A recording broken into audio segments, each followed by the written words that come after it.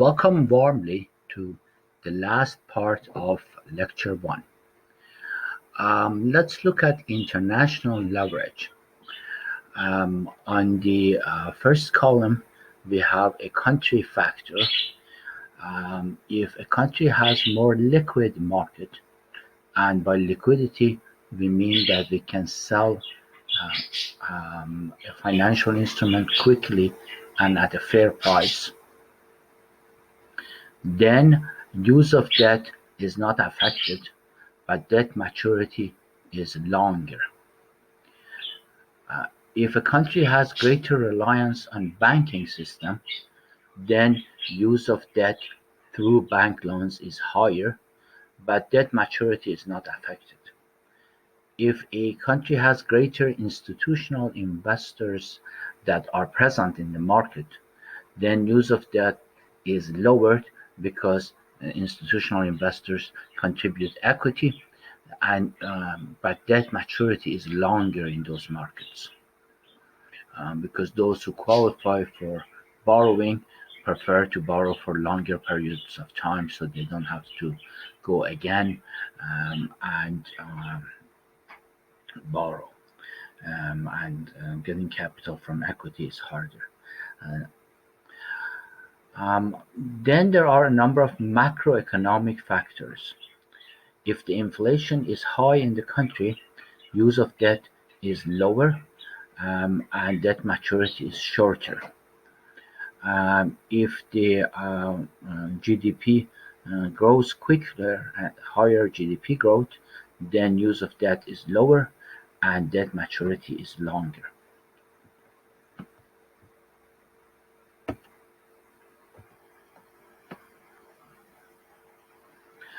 Let's move to key capital structure policy issues that we have learned so far from the CFA.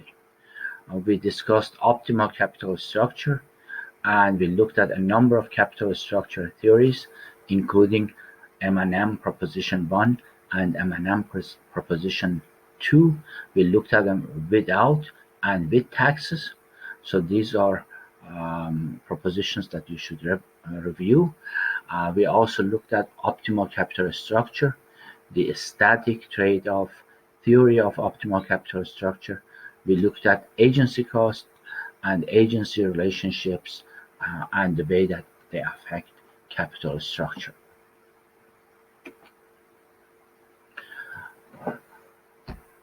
Let's move to dividends and share repurchases.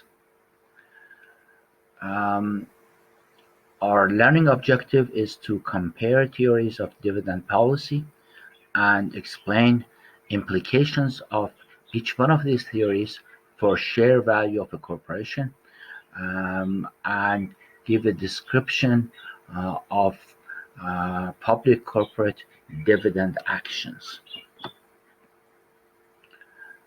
First, let's go back to Modigliani and Miller.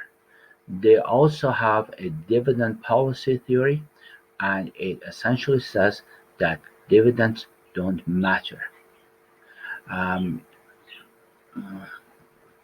In effect, this means that it doesn't matter if owners of the firm have their money in the corporation in their one pocket, which is the corporation, or they take it and put it in their other pocket, which is to have it at hand. The same as capital structure irrelevance, the dividend irrelevance theorem assumes that we are in perfect markets and that there are no frictions such as corporate taxes, bankruptcy cost, and transaction cost. The theorem has a rigorous proof, but essentially the idea behind the proof is that those investors who would like to have dividends could sell some of their shareholdings and cash out and essentially make dividends from scratch in their own kitchen, in a sense. Therefore, they would not pay more or less for a firm that pays dividends. Investors who want less dividends can use the income that they get from dividends to buy new shares. And of course, in this world, there are no tax consequences. Therefore, these investors are not willing to pay a premium for a firm that issues dividends or does not issue dividends. It doesn't matter. Dividends are irrelevant. And dividends do not create value for shareholders. What creates value is the real side of the business, where a firm has good products that customers want and purchase, and after paying all the cost, it's left with a larger profit. Economic value added comes from real production and sales of products that customers want. Economic value added does not change by using retained earnings, um, or returning these retained earnings to the owners as dividends. Um, so if the corporation keeps the funds, and the profits that are kept are not wasted, they go into this retained earning account. And if the corporation pays it to the owners, then we call it dividends. In either case, if the money is not wasted, it should not make a difference. Dividend preference theories. Um, this suggests that investors prefer the certainty of a cash dividend over the uncertainty of a stock price increase. Gordon and Linter have this bird in hand theory, which makes it easy to remember. Essentially, jokingly, this says a bird in hand is better than a bird in the sky. So if the dividends is paid to the investors, it's like a bird in hand. They have control of that money. If the money is left in the corporation, owners may not have control over it. This assumes that corporate managers may not do what is best for the owners and waste some of these funds, so the owners wouldn't be able to enjoy them if it's left as capital gains rather than paid to them as dividends. The result is that higher dividends lead to higher stock prices, and therefore lower cost of equity for firms that pay higher dividends. The next theory, and mind you, these are theories, not exactly what we see in practice, we have to prove them, is the tax preference theory. This says there are investors who prefer to receive no dividends or prefer to receive a small dividends. These are people in high tax brackets, the rich, because capital gains usually are taxed at a lower rate in many jurisdictions. Also, capital gains are not taxed until they are realized. A reasonable fact of life is that most of corporate ownership is in the hands of rich people who keep this ownership many generations, and don't pay taxes on their equity or stock ownership until finally someone needs to consume from this money and sells the stock. So equity or capital gain on equity can go a few generations without taxes.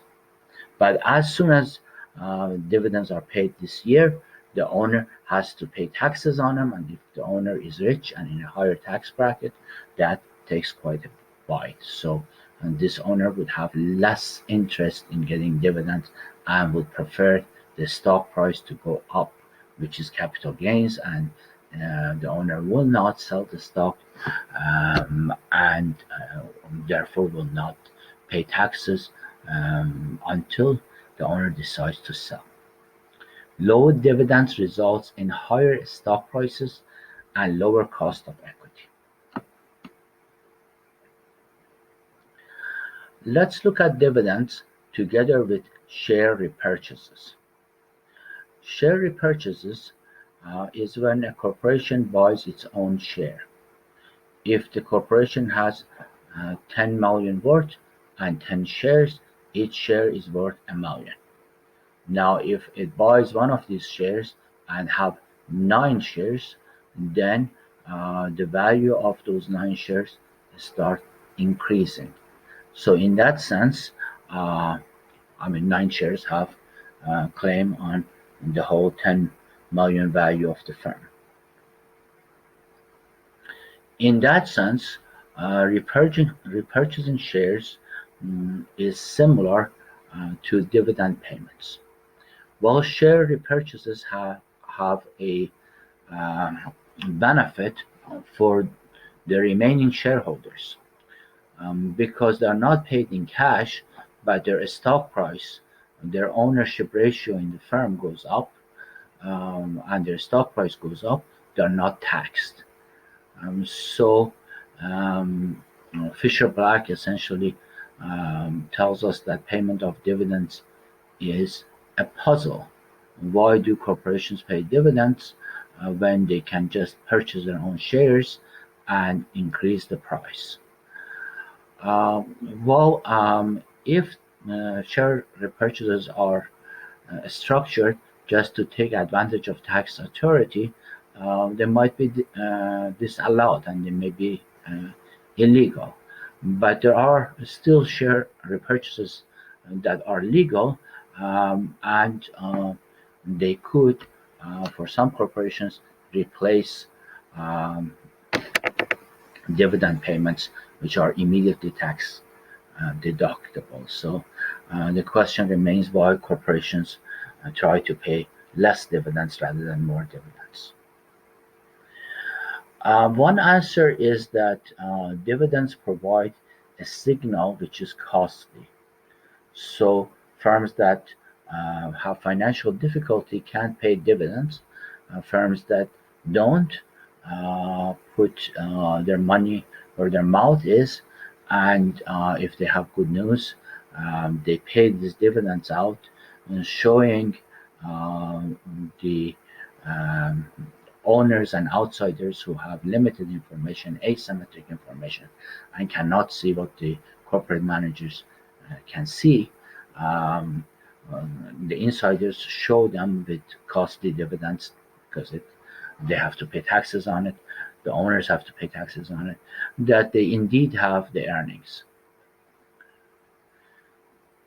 Dividend initiations, increases and decreases and omissions may convey information.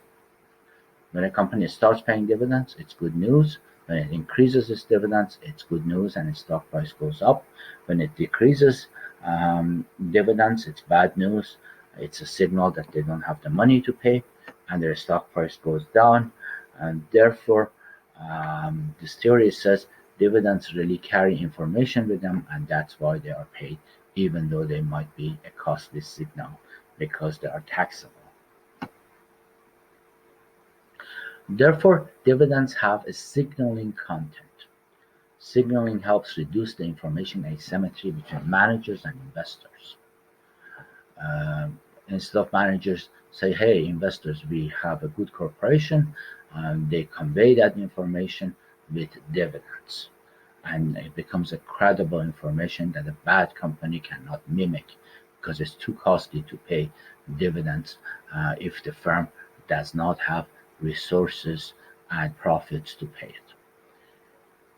Increased dividends, therefore, are a positive signal that is too costly for a non-profitable firm to mimic.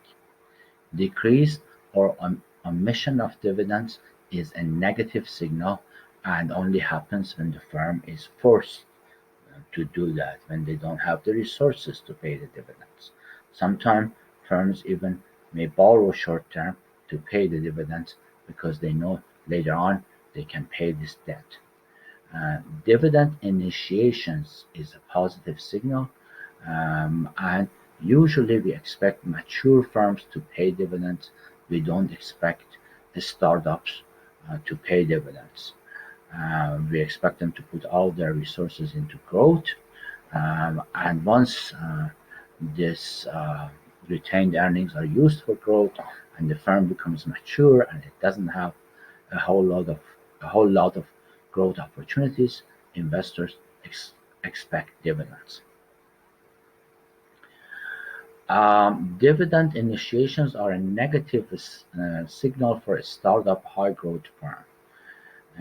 It says that, hey, the firm no longer has this huge positive net present value opportunities to invest in, and it is returning the money to the owners.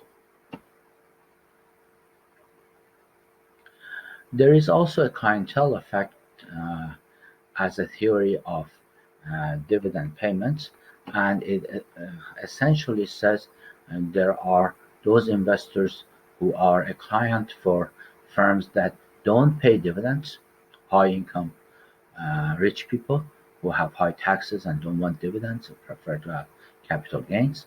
And there are those customers or clients who are after firms that pay dividends. Uh, for example, they want to consume from these dividends in retirement and they don't want to touch their capital investment. And usually there is a behavioral finance explanation for this, because the individual may not have the discipline to um, keep the principal.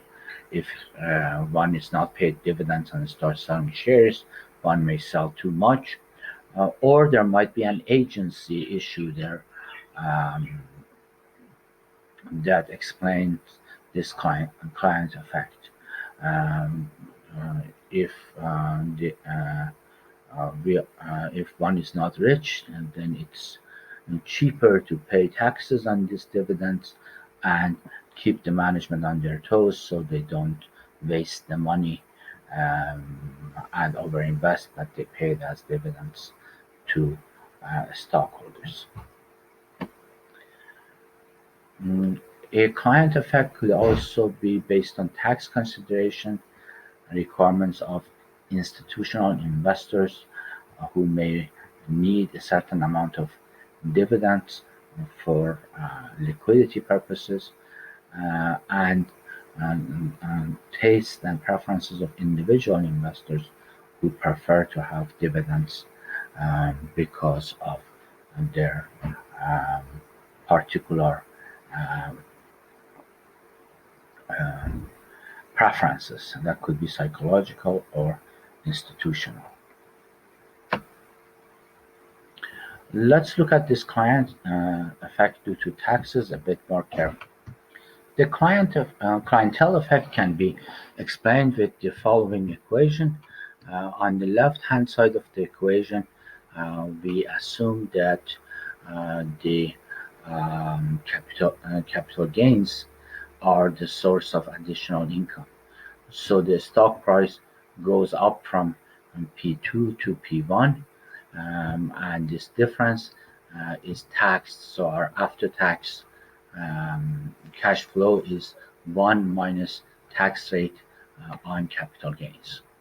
And if this after-tax cash flow is larger than the dividend that we receive, and of course that also would be tax after-tax dividend that we keep, then we would prefer no dividends. Um,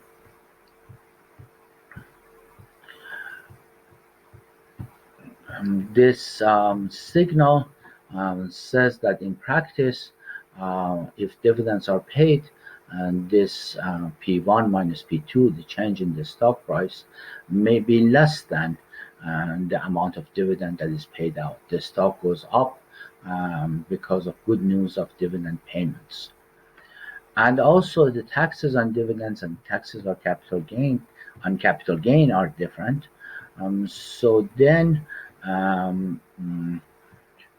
the price of the stock, the way it changes, uh, equals to after-tax dividend yield divided by 1 minus capital gain taxes.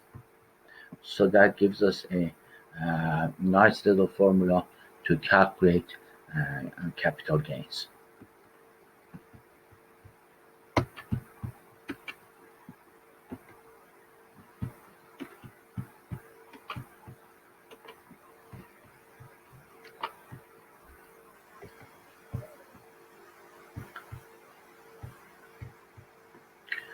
There are also agency issues. Those issues essentially um, convey that payment of dividends would cause the share values to go up. Dividends have a positive effect on share values um, because dividends reduce this free cash flow. Free cash flow is an agency problem that goes back to Johnson. He says if the corporation has free cash flow, in the same way that extra money in my wallet burns a hole in the wallet and I want to go shopping, a corporation that has free cash flow may be tempted, the managers of that corporation may be tempted that for personal interest, waste this money, purchase a corporate jet airplane instead of traveling on commercial airlines. So payment of dividends essentially solve that free cash flow problem by getting rid of this extra money that the manager could misappropriate or misuse. There is also a conflict of interest between shareholder and bondholders, and that one is essentially about risk. People who loan us money would like us to be very safe so they get their money back. After all they make when we succeed is interest income. But the shareholders want to venture out, take risk, commensurate with a high return, and make money.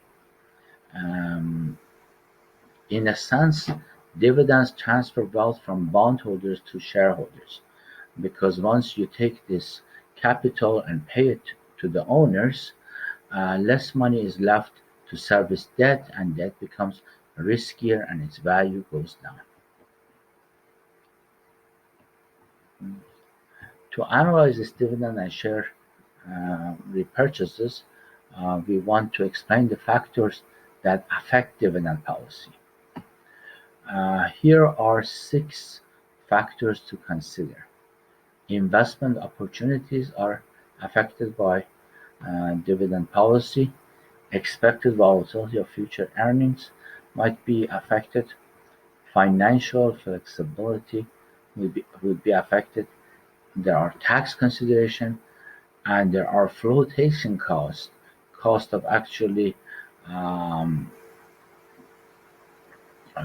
borrowing money or raising equity capital, and that affect dividend payout policy. If we don't pay dividends and we use them for investment as capital gains, we can avoid these flotation costs. And of course, there are contractual and legal restrictions that may force us to pay dividends or not pay them not pay them. Um, Let us continue by a number of tax issues and tax definitions that also affect dividends and capital gains. The first one is double taxation. If $100 is made by an individual, that individual is taxed one time. Let's say the tax rate of that individual is 50%. The individual keeps $50 and pays $50 to the government. The end of the story. Single taxation. Now let's look at double taxation. The individual makes 100 under the corporate umbrella and pays 50 as taxes, corporate taxes, and keeps another 50 for the corporation. Now the corporation um, takes, let's say, the same venture, makes exact same 100. Now they have to pay corporate taxes. Let's say their corporate taxes is 50%. They keep 50 and pay 50 as taxes to government. But this 50 eventually is paid out to owner as corporate income, income from their corporation. If their taxes is 50%, they have to pay 250 or half of this uh, 25 or half of this 50 as taxes. Well, initially they had 100, and now a tax of 50 and a tax of 25 is paid. 75 goes as taxes, and they keep 25. So double taxation means corporations are taxed twice for the same economic activity that individuals are taxed once. Once at the corporate level, corporations pay corporate taxes, and once at the individual level, corporations pay individual taxes.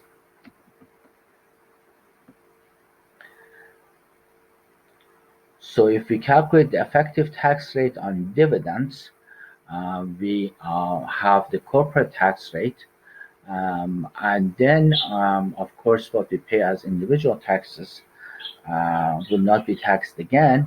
So we calculate the after corporate tax of the individual tax rate. That explanation may not be as self-explanatory for memorizing this formula.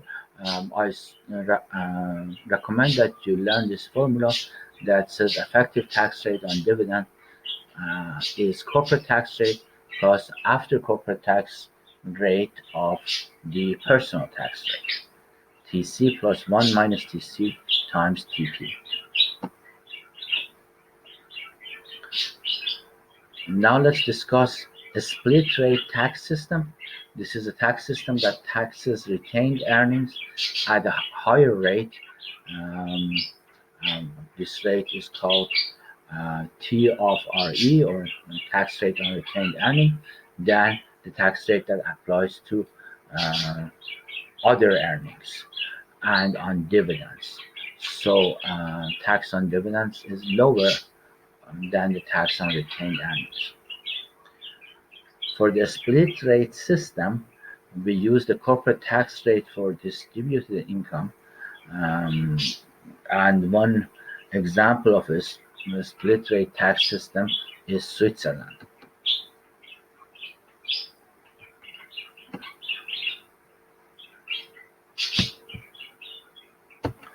Another tax regime that CFA wants us to have some understanding of is a regime like UK, which is called an imputation system. Under imputation system, the individuals get some tax credit for corporate taxes that the firm have paid.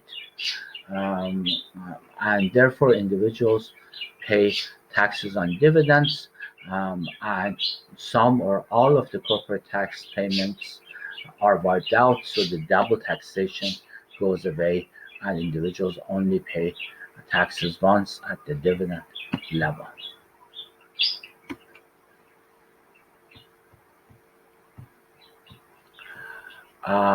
Let's talk about a stable dividend policy and contrast it to a constant dividend payout ratio policy. In a stable dividend policy, dividends are based on long-term earnings and their forecast. Therefore, short-term dividends are smoothed, or they are sticky, they don't move so much. Um, so dividend per share does not fluctuate as much as the earnings fluctuates. Under constant dividend payout ratio, dividend payout ratio is constant, and therefore dividends fluctuate directly with earnings. This kind of system um, is rarely used.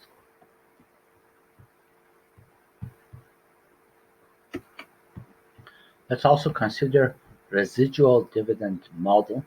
And the idea behind this model is that a corporation first focuses on using its profits as retained earnings, and if there is something left over, it goes to dividends.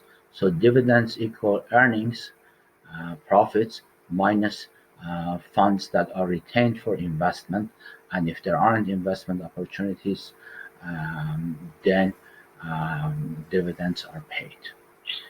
And this is a model that is based on investment opportunity schedule that is available to a firm and based on a target capital structure. Um, this also uses um, access to and cost of external capital as inputs. When external capital is expensive, then retained earnings are used and dividends are basically what is left after money is used as retained earnings. In a residual dividend model, we take the following steps. We first need to identify optimal capital structure of the firm. Then we need to figure out the amount of equity that is needed by this firm given this optimal target capital structure. Then we meet equity requirements to the extent that is possible, first using the retained earnings, and when that's not possible, then we pay dividends with the residual earnings of the corporation.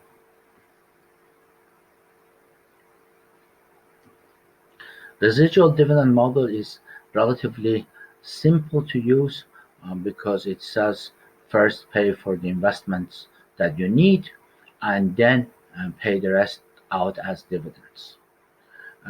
Also, management can identify to this method by focusing on investment opportunities that are available and then pay dividends as sort of a last decision based on leftover capital in the firm. Disadvantages of residual dividend model is that dividend payments are not always stable under this condition. There is uncertainty about future dividend signals, higher risk, and potentially raises capital costs. One logical problem with this residual dividends is that they are volatile, they change from period to period because our investment needs are volatile, so what is left over, if it's paid as dividends, changes from year to year. To address this issue, um, we look at long-term residual dividends. Um, for this, there is a forecast of capital budgeting needs for next 5 to 10 year period, and then if there are leftover monies in this budget, they would be earmarked as dividends.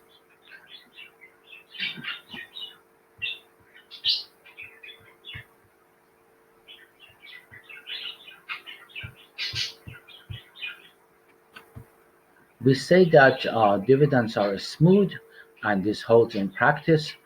We also call this as dividend stability policy. Essentially, corporations tend to keep their dividends the same for a long period of time, for as long as they can hold it. Then they would reduce it because they can't afford to pay the same amount, or they increase the dividends when they feel that they would have income or high income for several periods and the ability to pay these higher dividends.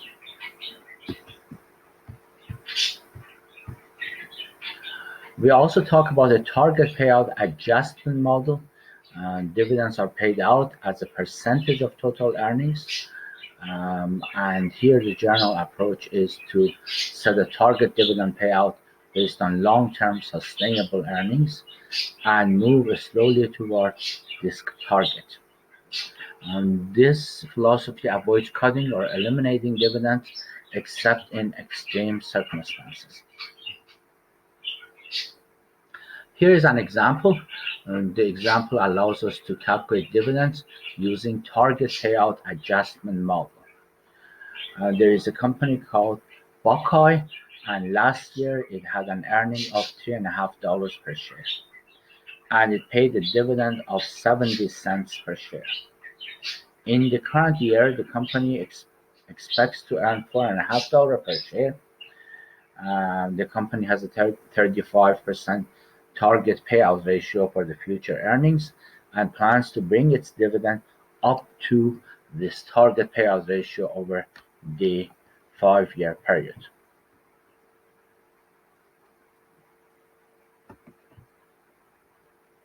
Here is the formula that we use for target payout adjustment model. It says expected dividends, something that we want to calculate, equals to the dividends that were paid last period.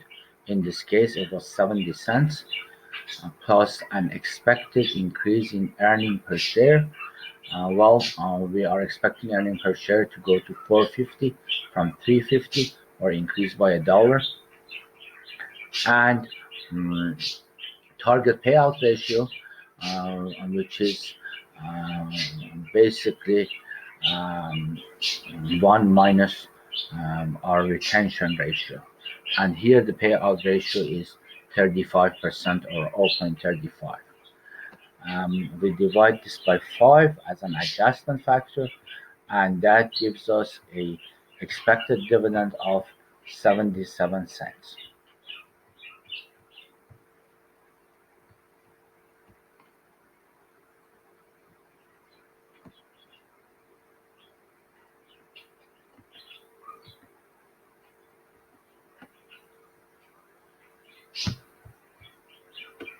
Let's look more carefully at share repurchases versus cash dividends. If tax treatment of dividends and capital gains are the same, and if there is no information asymmetry, then dividends do not affect shareholders' wealth. This is the old Modigliani and Miller dividend irrelevancy result. Dividends do not generate wealth, but the real side of business, making products and selling them, generates wealth. In other words, the price of the stock before the payment of dividend, X dividend price, equals the price of the stock after payment of dividend plus the amount of dividend. However, in practice, share repurchases tend to add wealth to the corporation.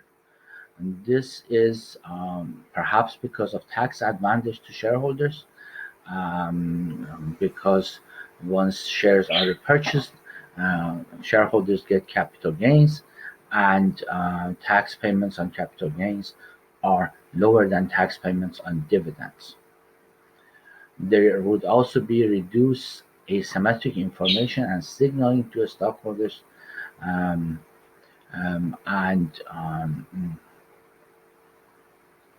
this signal is useful when management as insider has information that shares are undervalued and wants to use dividends to get rid of this asymmetric information, and in a costly way inform the market, the investors, that in fact shares are undervalued and it's a good idea to purchase them. Other rationales for share repurchases are added flexibility. Share repurchases are not sticky, they don't move as slowly, and they can be used whenever excess cash is at hand. Um, Dividend share repurchases can also be used to offset dilution of shares. There would be less shares in the marketplace, less shares essentially claiming assets from these corporations, and then dilution doesn't take place. Prevents earning per share dilution from exercise of employee stock options. And finally, increased leverage is a factor. Repurchasing shares to increase financial leverage without initial borrowing is also a useful move, especially in a tight credit market where we are not allowed to borrow otherwise.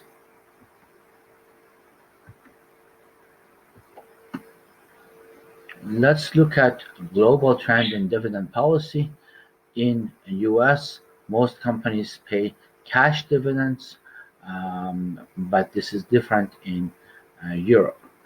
Um, but even in US, the proportion of companies that pay cash dividends are declining, There is fewer of them. If corporations don't pay cash dividends, what do they do with dividends? Um, well, either they do stock purchases or they pay stocks as dividends. Proportion of companies making stock repurchases is increasing over time in most developed nations. Next, we want to calculate dividend coverage ratio based on net income and free cash flow. Dividend payout ratio is dividends divided by profit or net income. Dividend coverage ratios is net income divided by dividend. So keeping these two equations in mind, we can write down that the free cash flow equation, uh, free cash flow as a ratio, is dividing this free cash flow um, by dividends plus share repurchases. So free cash flow to equity is free cash flow um,